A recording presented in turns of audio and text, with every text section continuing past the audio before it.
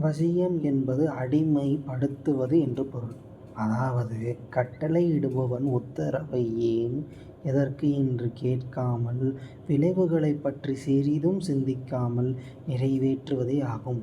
So வசியத்தின் மூலம் ஒருவனின் புத்தி பேதலித்து அவன் என்ன செய்கிறான் என்று அவன் கண்ட்ரோலில் இல்லாமே வைக்கிறது தான் வசியம்.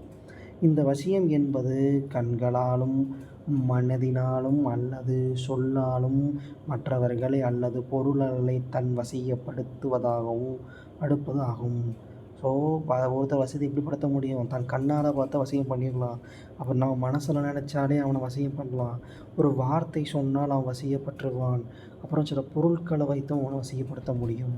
அதாவது தன் சுய புத்தி, தன் சுய சித்தம், தன் விருப்பம், தன் மனோரதம் முதலியவற்றை அடக்கி அவர்களை செயல்பட விடாமல் தடுத்து வசியப்படுத்தவனின் விருப்பம் கட்டளைக்கிணங்க நடக்க வைப்பதே வசியம். ஸோ வசியப்படுத்துகிறவன் என்ன பண்ணும்? முதல்ல தன் சுய புத்தியை கண்ட்ரோல் பண்ணும், தன் சித்தத்தை கண்ட்ரோல் பண்ணும், தன் விருப்பத்தை கண்ட்ரோல் பண்ணும், தன் மனோரதம் அவத்தை அடக்கி வைக்கணும். அப்பந்தான் எதிர்த்தால உள்ளவனை நம்மளால் கண்ட்ரோல் பண்ண முடியும் அப்படின்னு சொல்கிறாங்க.